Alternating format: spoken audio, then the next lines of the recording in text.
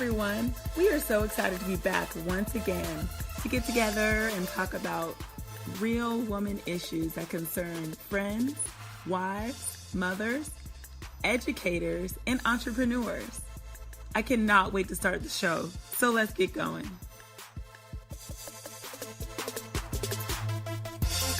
All right, we're back. Episode 31. Proverbs 31 woman. Oh. The virtuous woman. I try hard, Lord. The virtuous, yeah, you can hardly ever be that.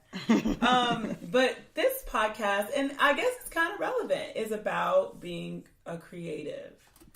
And for me, being a creative has just, it just dawned on me. I'm a science person, so I never thought that you could be science and math oriented and be creative at the same time, because I thought that was left for people with paintbrushes and with writers who write stories, all that stuff. So I definitely never thought of myself as a creative. And basically what it means is you create things from nothing. Right. So I had to come to the realization that I actually am a pretty creative person and that I've been able to use that in my life. But the most that I've used it is pretty much in this podcast, where there's an actual result, or in blogging when I used to blog a lot, or when I used to do a lot of YouTube. So that was the creative part of me that I had to realize was wow, I had that. That wasn't there, and now it is, and it's because it came out of me, and it wasn't someone said this is the recipe for that, or this is the. And even if it is the recipe, even the fact that you create it yourself is something that is makes you a creative. Now, what do you think a creative is for you? When did you realize that you actually were? Because you've been writing for a long time, so. But I didn't think of it as, oh, I'm so creative. Really? I don't know, because I don't think that at an early age I realized it like that. Mm-hmm. I do remember teachers telling me that I was a great creative writer and I could make up some stories. Right. But again, it was an assignment. Mm-hmm. So I was doing it because I was supposed to do it. Right. So I wasn't thinking of it as that was a strength. But I remember the other day I got really offended with my sister because she was trying to create a name for her new business. Mm-hmm. And I have a minor in marketing, and I think I'm okay at it. You have to help me with social media marketing, but as far as coming up with catchy things, I think I'm okay with that. And I looked at her, I was like, girl, you got this creative sister, and you haven't even asked her. And I was like, you haven't even asked me, and I can help you create. So, I think, like you said, being a creative just means you're coming up with something that you feel strongly about, you feel passionately about, and you are combining your gift with an actual product. Right. Now, do you feel like being a creative takes courage? Not necessarily, because a lot of times people are creatives in private. Yeah. So it's in the comforts of their own home. Mm-hmm. So many people I know, they're creating so many things that people, family members, oh, you need to tell somebody about that, or you need to share that. And they're like, this is just for me, Right. I even had that kind of feeling with my book at first. I was like, this was really just a love story to my girls, because I really wanted them to have high self-esteem and love who they were. Mm-hmm. Is this going to be accepted by others? Right. So if you're going to push it out, you do have to be courageous. Yeah, and I feel like even with our podcast, whenever anyone comes to me who I know, and they're like, oh, I listen to your podcast, that's that whole, Erica Badu, and I probably won't cuss. I'll probably, not like you, but I probably will just, hint. She says, I'm an artist and I'm sensitive about my ish. Do you know that part? I do. Are you an Erica Badu fan? Am. Okay. So I guess because I'm from the South, I wouldn't be, or something. So I didn't realize, I knew what she meant when she would say that, but I never would connect that to something that would apply to me, because being in science, you learn about what exists, you're learning about research, you're learning about how to apply this to this, and there's a creative thought process on different avenues to take to solve a problem.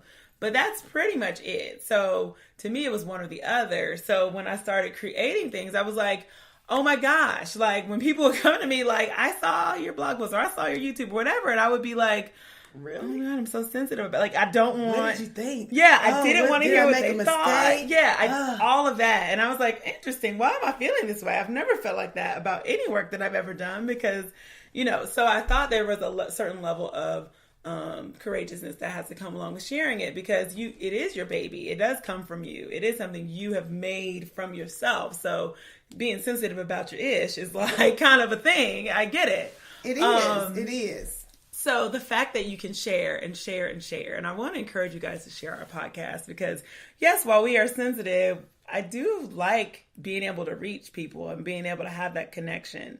And without being able to share your creativity or share your brainchild or share, the things that came from you, like that part wouldn't really exist. It'd be very superficial and it'd be very like, salesy. And right. It's right. not. Right. And I think sometimes when we do share what we create, when we get the feedback, we think, oh, they just like us.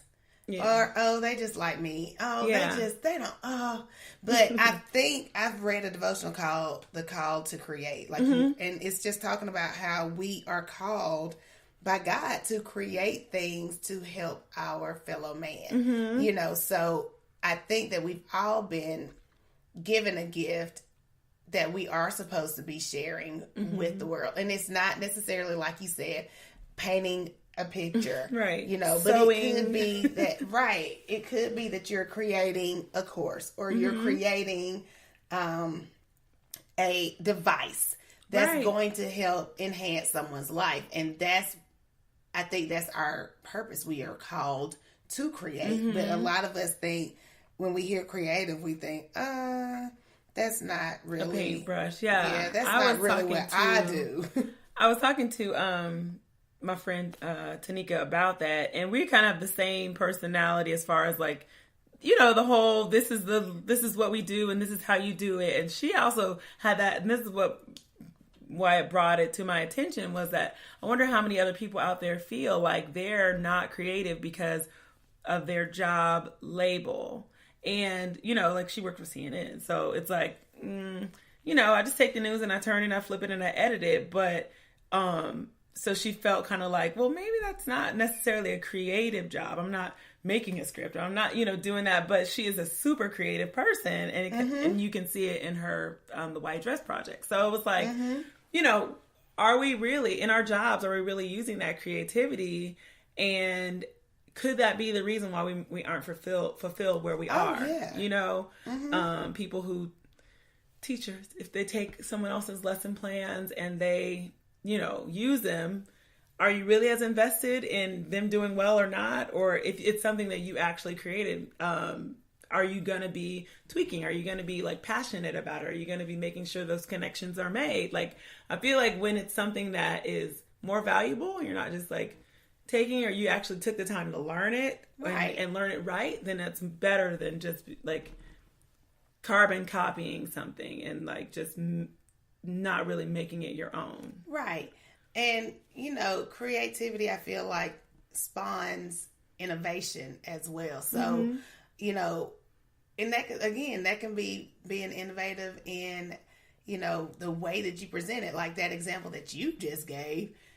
A teacher could be creative and put their own spin to somebody else's lesson plan so that they can reach their kids. But just like we said, we're all given the gift to create, and the purpose is to enhance our fellow man. So what I found is a lot of times when I am in a creative mode or I feel a pulling to be creative, or I know that it's been placed on my heart to do something, it's so hard to do that by yourself, know, because sometimes people think, oh, I'm being creative, I'm going to go up into my office or in my bedroom and I'm going to close the door. I'm just going to create. Get to work. So, where that does happen from time to time, to keep that motivation and that inspiration, what people oftentimes forget is that you need a community of believers, like obviously believers in the the spiritual sense, people who believe in the same thing that you believe in. Right. And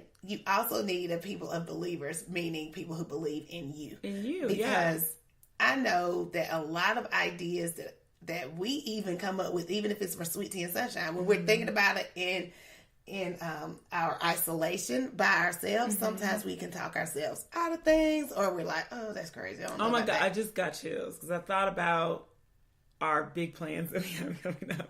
I giggle every time. If you guys listen to our early podcast, like we giggled every single time because before we were so start. excited. And I still get that feeling, but we have so many big things in the works, and kind of how they come about is because we're thinking about them separately, and then we bring them together, and it's like, I was thinking the same thing. And so, could you imagine if we were just working our own, we wouldn't have that confirmation. Now, sometimes I feel like God will send confirmation through so many different people. Definitely. But if you're in isolation and you never are connected to those people, then it's like, you're blocking your blessings by just doing your own work. And I mean, even if you're scared, it even builds your confidence, because I'll never forget Sharon Copiel. She was, love her.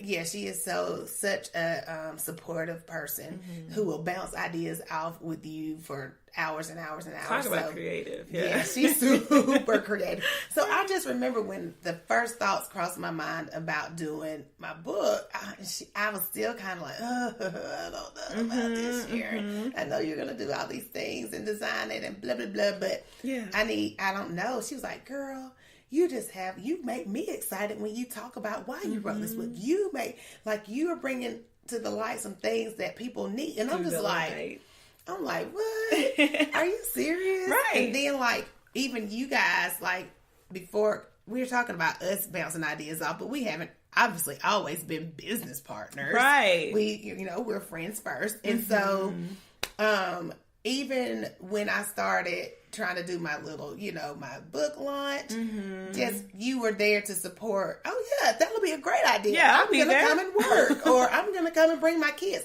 Right. So just even that encouragement. Maybe they can't add to your idea. Right. Maybe they can't say, oh, you should add this page and change that word. Right. Or you should make this presentation. Maybe not. But just believing in you and what you're trying to do, having that community. Unfortunately, when we are talking about being creative, that's just the thing that you overlook.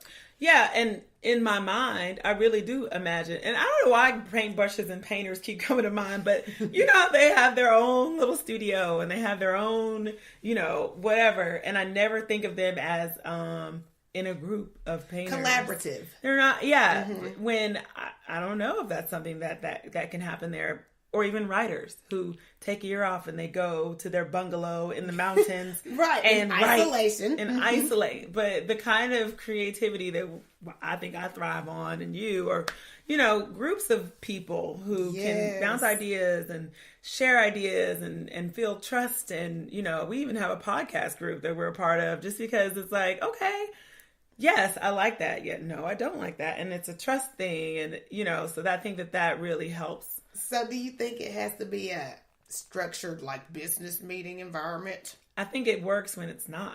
Absolutely. I think it has to be like Egg Collab Atlanta is a flowing. If you show up and have something to say, then that kind of turns the meeting into what it's supposed to be. Because whoever shows up is who shows up. It's not like you have to be there and you have to come and you have to do this and you have to be here from this time and this time. Right. That definitely squelches the creativity, that all your juices can't flow like that. No, I'm not saying you need to be willy-nilly all the time, because that clearly doesn't work for anyone. I don't know who has time to just sit around and just blow in the wind and be a creative. I don't know.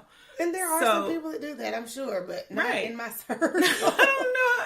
I don't have time to do that. Not in my little supportive community. So how do you suggest that someone manage creative ideas if they're not in the space to actually act on them, or to actually bring them? Girl, how do you funny? Do it? I feel like, and this is just a suggestion, y'all already know I'm a journaling freak. I knew you were going to say journaling, but I was thinking